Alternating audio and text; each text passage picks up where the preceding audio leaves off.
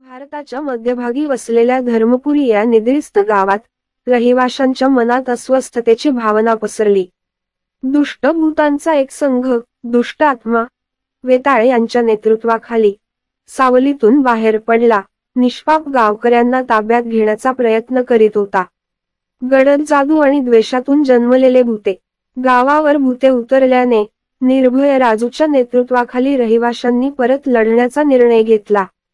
प्राचीन ज्ञान, पवित्र मंत्र आणि घरगुती शस्त्रे घेऊन गावकऱ्यांनी अलौकिक धोक्याचा सामना करण्याची तयारी केली. गावातील कविता नावाच्या ज्ञानी आणि आध्यात्मिक स्त्रीने देवांचे आशीर्वाद मागितले. गावकऱ्यांमध्ये दैवी ऊर्जा प्रवाहित केली.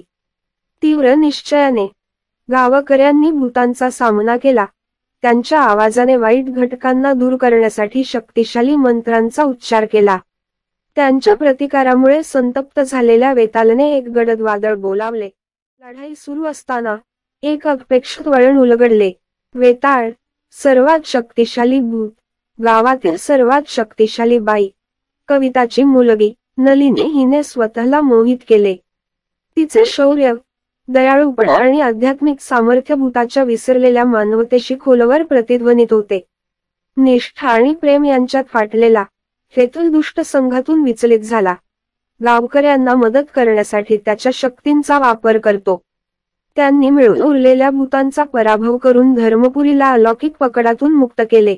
अंधार दूर झाल्यावर गावकऱ्यांना आनंद झाला. वेताळच्या सुटकेबद्दल कृतज्ञता व्यक्त केली. नलिनीने आपल्या मनातील चांगले पाहून त्याचे प्रेम स्वीकारले आणि ते दोघे अतूट झाले.